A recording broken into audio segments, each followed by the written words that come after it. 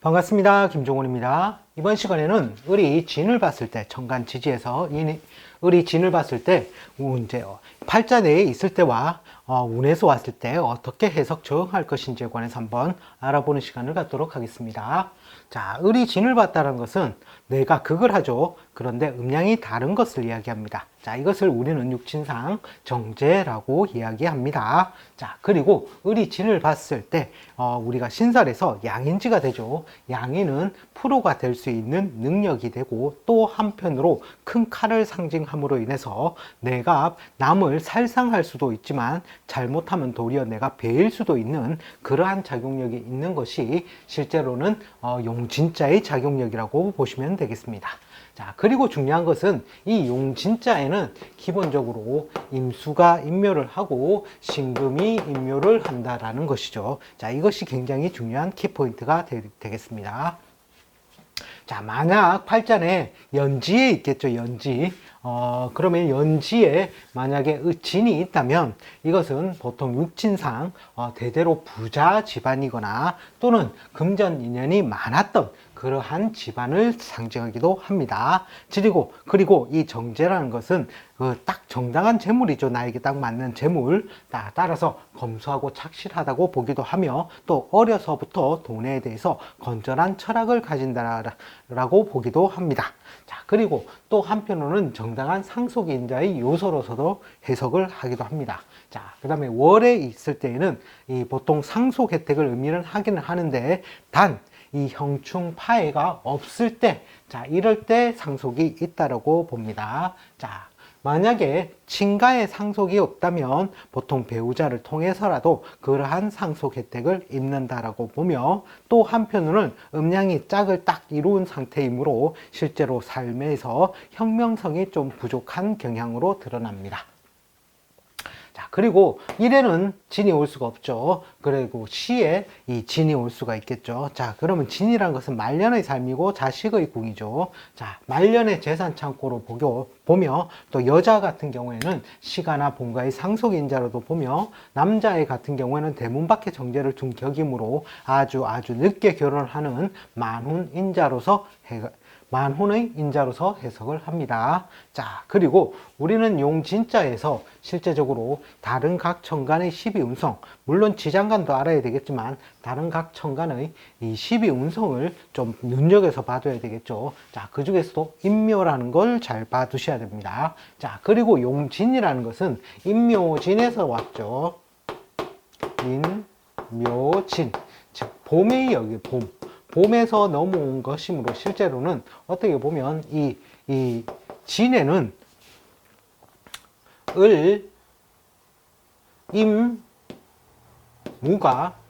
을개무가 실제로는 이 지장간에 들어 있습니다. 따라서 이 을이라는 여기가 굉장히 많이 작용을 함으로 인해서 실제로는 비견의 작용력도 강하다라고 보시면 되겠습니다.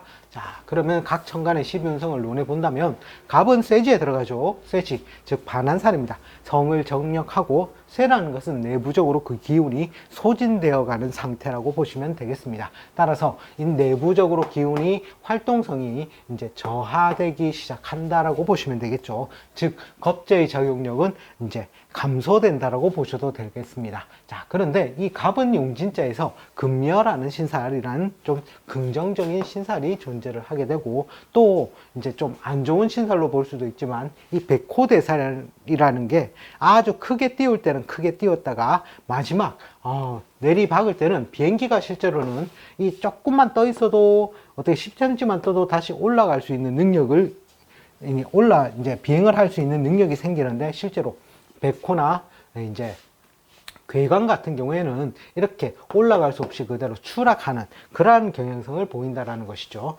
따라서 이 백호대살이 있으면서 아주 크게 뜰 수 있는 능력도 되지만 굉장히 조심해야 될 그러한 지지가 되는 것이 바로 용진자가 되는 것입니다. 자, 그리고 을이라는 것은 비견의 별이 되죠. 비견이 관대 월살로서 굉장히 그 세력이 이제 강하다고 보시면 됩니다. 음간은 장생지까지 관대, 그 다음에 목욕, 그리고 장생지가 굉장히 세력이 강하다고 보셔야 됩니다. 자, 따라서 뭔가 을이 월살을 달을 만났다는 것은 뭡니까? 달이 뜨기는 떴는데 이제 지가 뜨고 싶어서 떴지만 어쨌든 그 달이 뜸으로 인해서 내 갈 길이 비춰지는 것이죠. 그리고 그래서 내 삶의 길을 모색할 수 있는 것이고, 또 양인이라는 게 있음으로써 하나의 프로의 별로도 해석을 한다는 것이죠. 자, 만약에 내 팔자내에 이 용진자가 없다라는 것은 처음에 운이 왔을 때는 먼저 한번 그 고통을 당하게 됩니다. 그리고 나서 당해 봤으니 다음에 용진자가 왔을 때는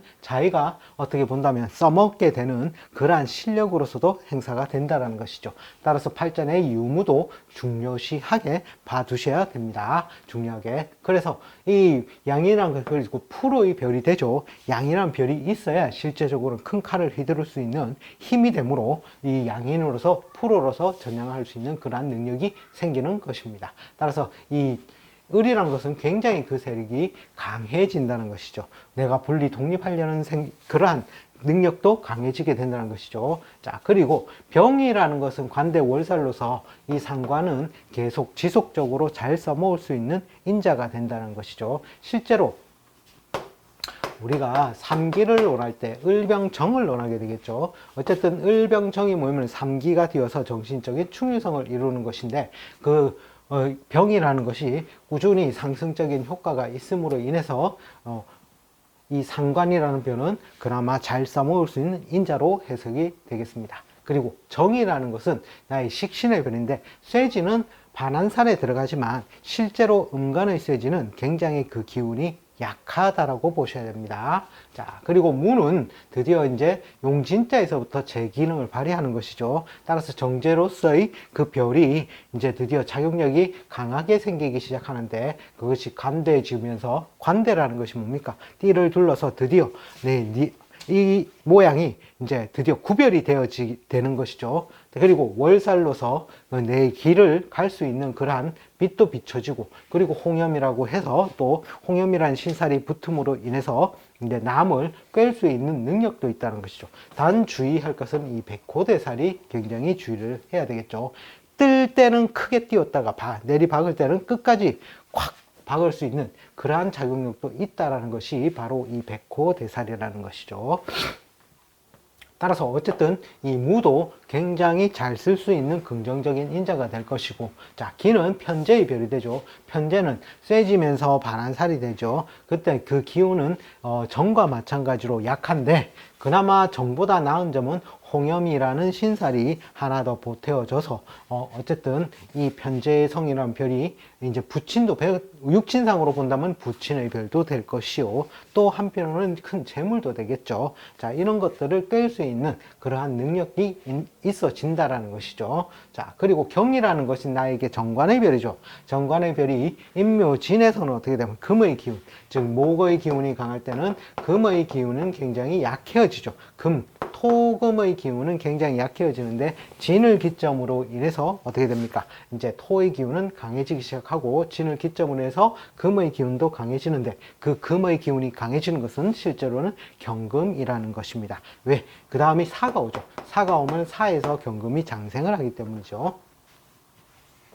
자, 그래서 이 양지로서 천살로서 굉장히 답답하지만 어쨌든 양금지토라는 것은 경을 이제 보듬고 안아서 드디어 깨어지지 않게 다음에 이제 생의 의미로서 의미가 강하다는 것이죠. 그리고 또 한편으로 개강의 별이 들어오니 이때 주의를 해야 되겠죠. 남편 같은 경우에. 자, 그리고 신이라는 것은 어떻게 됩니까? 나에게 평관의 별이 되죠. 평관의 별은 어떻습니까? 묘지, 화개살로 들어감으로 인해서 나에게 힘들었던 거라 귀찮았던 것, 스트레스를 주던 요인들은 이제 좀 물러가는 경향성이 보이는 것이죠. 그런데 그것이 100% 물러가는 것이 아니라 신의 입장에서 용진자를 보면 비인도 있고 압록도 있어서 끝까지 버티려는 경향성은 있다라는 것이죠. 자, 그리고 임은 묘지 화개살로 들어가니, 자, 요게 이제 신과 임을 잘 보셔야 되는 게 여기 둘 다 묘지 화개살로 들어간다는 것입니다. 따라서 이제 팔자내에 만약에 있다 했을 때, 자, 그럴 때 해석을 주의해야 되는데 차후에 제가 설명을 드리겠습니다. 자, 임은 묘지 화개살로 들어가서 그 기운이 무덤 속에 들어간 상태와 같으니 화려한 것을 묻어두고 재기와 복귀를 복기를 꾀해야 되는 그러한 상태에 들어가는데, 이 임은 복성이라는 이 신살이 그나마 붙음을 해서 조금 길한 작용은 있지만 어쨌든 좀 주의를 해야 될 것은 괴강이라는 별이죠. 네, 임이라는 것은 나에게 정인의 별이 된다는 것이죠. 육친상으로는 모친의 별도 되겠죠. 그러니까 모친 같은 경우에 좀 건강 주의를 해야 된다는 겁니다. 자, 그리고 개라는 것은 이제 양지로 들어갔으니 실제로는 그 기운이 굉장히 약해져 있는 상태라고 보시면 되겠습니다. 자, 그러면 신과 임이, 예를 들어서 을이 있는데 어떤 글자가 있고 이 신이 있다라고 봅시다. 자, 이랬을 때 이 사람은 어떻게 해야 됩니까? 원격 떨어져 있어서 신이 어떻게 되죠? 뭔가 충에 의해서, 그죠? 역마 관련해서 뭔가 남들이 볼 때 두드러지게, 그죠? 폼나는 그런 이제 굉장히 좋은 능력을 발휘하면서 직업을 썼다라는 것이죠. 그럴 때 이 용진자가 오게 되면 이 신금이 어떻게 됩니까? 임묘하는 기운에 의해서 사라져 버리게 되죠. 그래서 충을 잘 써먹던 직업이 잘 못 써먹게 되는 그러한 작용력이 생기는 것이 이 용진자의 글자가 왔을 때라는 것입니다. 자, 그리고 예를 들어서 개수가 있고, 그리고 임수가 있고, 을이 있다라고 봅시다. 자, 이 개수가 아니더라도 됩니다. 경이 있을 수도 있겠죠. 경이 있으면 합에 의해서, 그 다음에 신 같은 경우는 어떻게 됩니까? 이 인묘의 기운에서 그 기운은 약하게 되니까 이 글자는 제외를 하고, 어쨌든 경이나 개라는 글자가 팔자 내에 있을 때 이런 식으로 중간에 임이라는 글자가 있었다고 봅시다. 자, 이랬을 때 용진자가 오면 어떻게 되겠습니까? 원래 이 개수는 용진자의 양지천살로서 기운은 그렇게 약하지만 어쨌든 이 사람은 어떻게? 형이죠. 을을 지지로 내리면 묘가 되고 개를 지지로 내리면 자가 되니 자묘는 형살이라는 것이죠. 자, 형에 관련된 직업 특성으로서 유능한 사람이었는데, 자, 이 사람이 이렇게 글자가 원격 떨어져서 작용을 할 때는 그 작용력을 자기가 잘 쓰고 있다라는 것이죠. 자, 그런데 용진자가 오니까 어떤 작용이 벌어지느냐? 자, 임수가 이 용진자에 임묘를 한다라는 것입니다. 임묘를 함으로 인해서 이 용진자의 글자가 사라져 버리게 되는 것이죠. 즉, 그렇게 됨으로 인해서 이 개가 떨어져 있었을 때는 나의 자극력으로서 힘으로서 작용을 잘 써먹었지만 이제는 이 중간에서 중매자 역할을 하는 글자가 사라짐으로 인해서 개가 을을 바로 형하는 작용력이 생기더라는 것이죠. 따라서 이 천간의 글자가 아니더라도 지지의 용진자가 오니까 나에게 형벌, 수사, 가공에 관련 지어진 상황. 형벌이라는 건 뭡니까? 구설, 잡음, 송사, 시비죠. 그리고 금전, 그 다음에 수술이죠. 형벌, 수술, 가공인데 이 수술이라는 건 뭡니까? 의료적인 도움을 받거나 내가 이제 뭔가 병원에 가거나 해야 될 그러한 상황들이 나오고, 가공이라는 건 뭡니까? 내 것을 조금 양보하는 기운이죠. 따라서 뭔가 목적물을 이제 이윤을 가지고 다퉜을 때 뭔가 양보해서 나눠 가져야 될 상황들이 나에게 이 용진자가 오니까 그런 일들이 나에게 벌어지더라는 것입니다. 따라서 이 용진자가 왔을 때 천간에 있는 글자의 훼손을 떠나서라도 어떻게 되느냐, 이 신금이 임묘를 하는 기운, 임수가 임묘를 하는 작용에 의해서 이제 다른 작용력들이 생기게 되더란 것이죠. 만약에 천간에 임수가 있었고 경금이 있다라고 봅시다.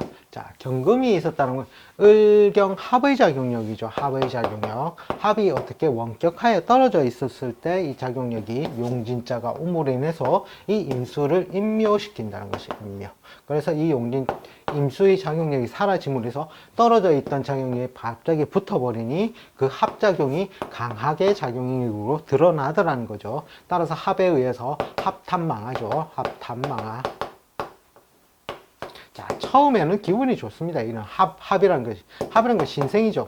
신생, 세일을 가담을 하게 된다는 것이죠. 그 세일을 가담하게 되는데 이럴 때는 기분이 좋죠. 뭔가 새로운 식구가 는다라든지 기란 작용력으로 합을 많이 해석을 하는데, 그런데 그 결과물은 을과 경이 합을 해서 무엇을? 금을 만들더라는 것이죠. 즉, 나에게 일거리가 더 늘어나게 되는 그러한 상황력으로 이 용진자의 작용력이 이제 나오더라는 것이죠.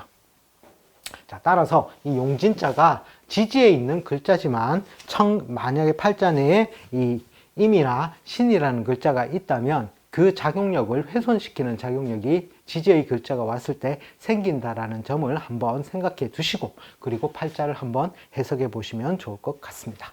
자, 이번 시간에는 정간대 지지, 을이 진을 봤을 때 어떻게 해석 적용할 것인지에 관해서 한번 알아보았습니다. 시청해 주셔서 감사합니다. 다음 시간에 다시 또 찾아뵙겠습니다.